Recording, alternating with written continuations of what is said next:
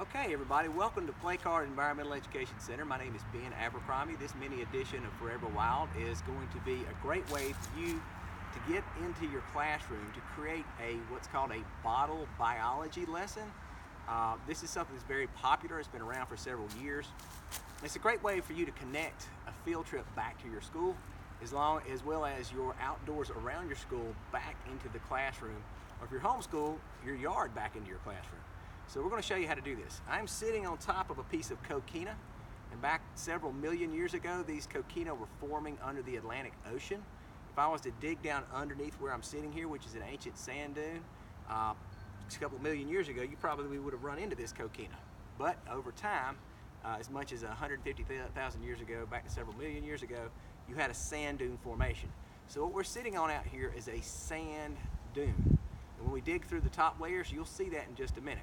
We're going to transfer this parent material, which forms a lot of your overlaying sand deposits, which came from the Appalachian Mountains and were eroded down over millions of years into silicates and lots of different base forms of basically sand. And we're going to put those together into a little bottle. So come join us and check out bottle biology, making a terrarium that's very inexpensive in your outdoors. Let's take a walk and see what we've got.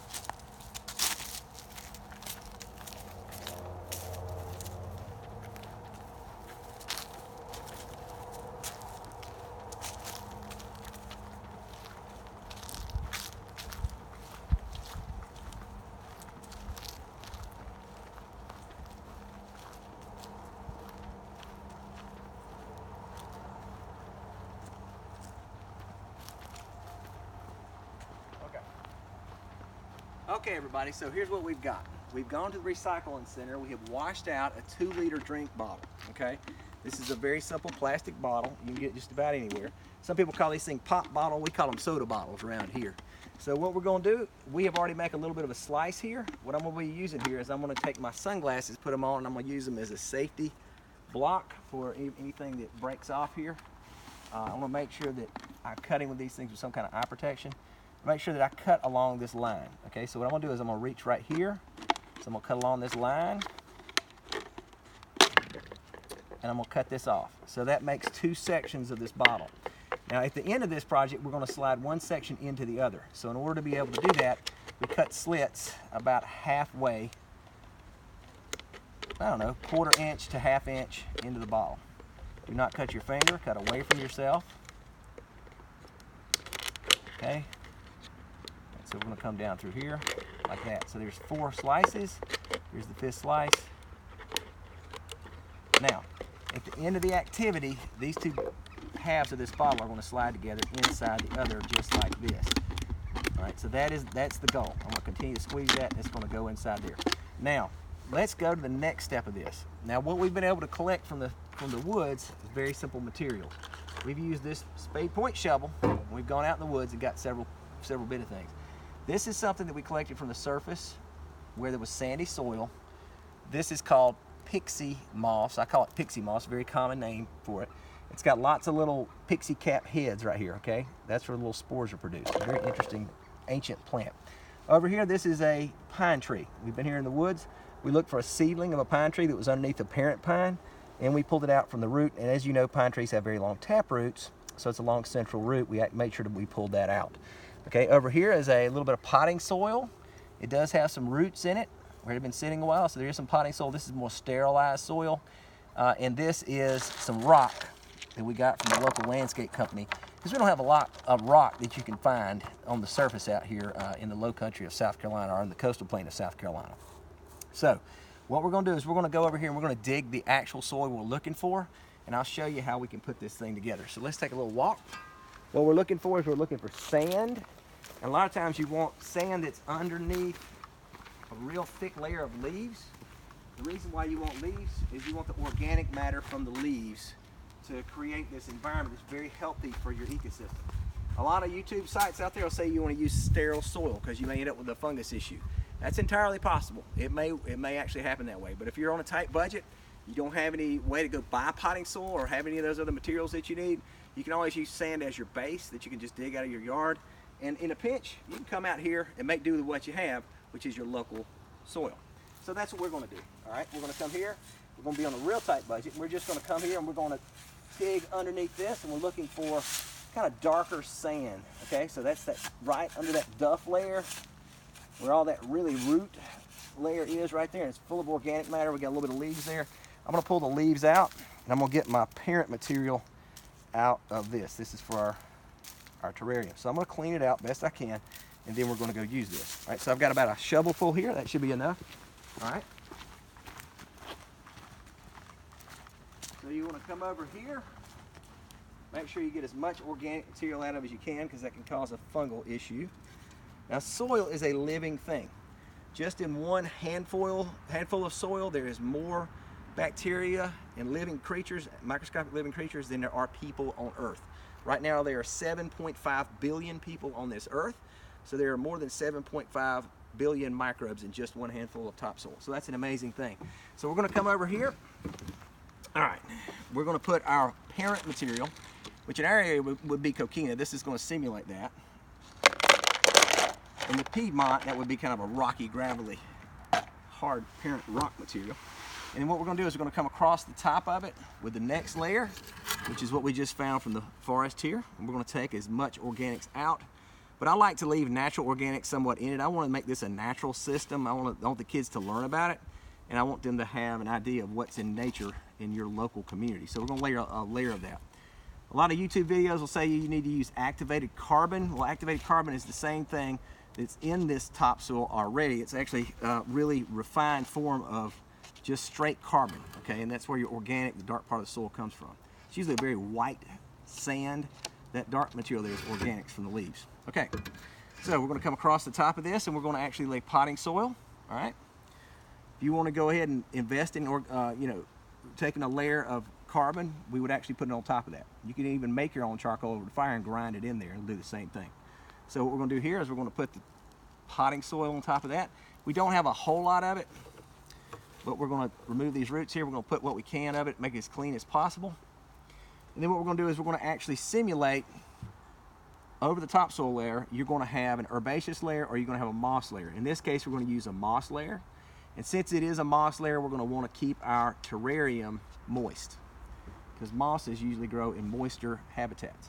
Now, we've actually collected two different types of plants here. One of these plants is called partridge berry. The other one is a loblolly pine tree. So we're going to actually use both of these particular plants.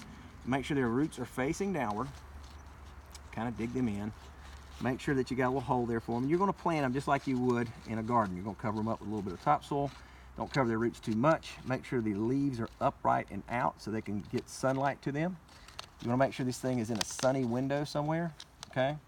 And now here comes the tricky part. I'm actually going to bend these little tabs in on this so it'll fit into this bottle. So I'm going to bend it in here, okay?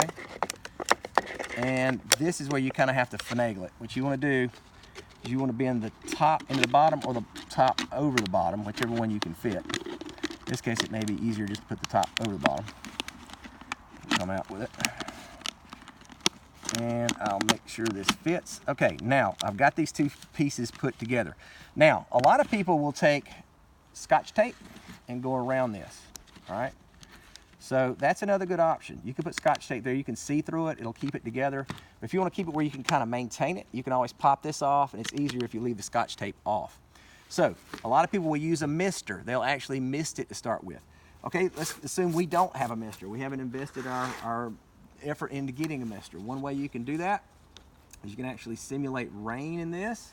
There's a couple of ways of doing that. One of the ways is to actually pour a steady stream from the edge here, and you want to simulate the water getting to the bottom of the bottle to where it'll suck the water up through the top. Now that's going to try and run through there, so I'm going to wet it. All right, you can kind of see there, it's pretty much saturated the bottom. And now I don't want to disturb anything. It might be easier just to use a mister. So I'm going to pour it into there, soak this. Okay, ideally you would use a mister, but if not, just pour that on there, that's fine. Okay, now I want to actually create a sealed system, or semi-sealed, since this is not taped here, and I'm going to put the lid back on my bottle. Now, this is going to teach your kids several things. This is going to teach you about the water cycle, because you're going to have evaporation as the day wears on and the sunlight gets to this and builds heat inside the bottle, just like it does in the atmosphere, you get condensation on the top. Condensation will represent clouds. The clouds will rain back into this, and the condensation will fall in the morning once it hits the dew point, and it will create dew, mist, fog, rain, in case it's the own little ecosystem in a bottle. The trick is you need direct sunlight part of the day on this bottle for it to work right. If you don't put direct sunlight onto this, then you're going to have issues. So definitely go out if you want to make one of these things, you want to give it a shot. Hey, this basically cost me nothing. I mean, almost nothing. We might have less than 50 cents to $2 worth of materials. The most expensive thing we had was actually the little bag of rocks that we got, which we got a 50-pound bag for like $4 or $5. Very inexpensive stuff. So you can put these things together very inexpensively in your classroom. You can also use aquarium gravel for the base. That's another very efficient, very inexpensive way of using it. You don't have to use full-time rocks. Gravels work just fine. But anything that's going to be a bigger material than the sand works very well. In a pinch, you can use sand too.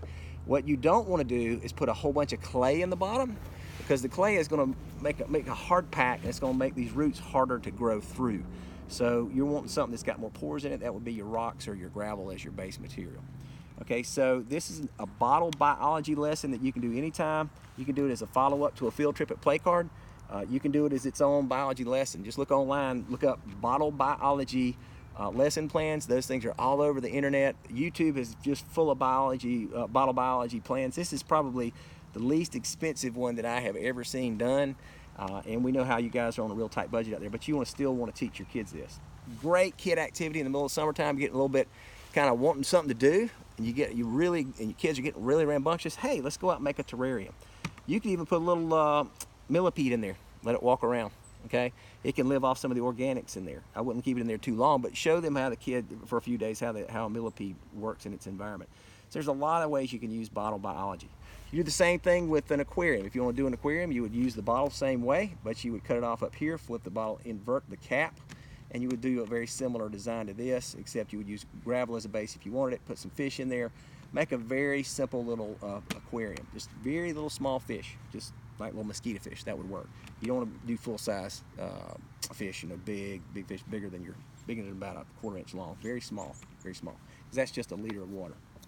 Okay, but anyway, this is bottle biology, terrariums in the outdoors using simple natural materials. So get outside, explore, learn about nature, make nature your classroom. Nature is the world's best teacher. Stay forever wild. My name is Ben Abercrombie. Please come see us on a field trip. Have a nice day.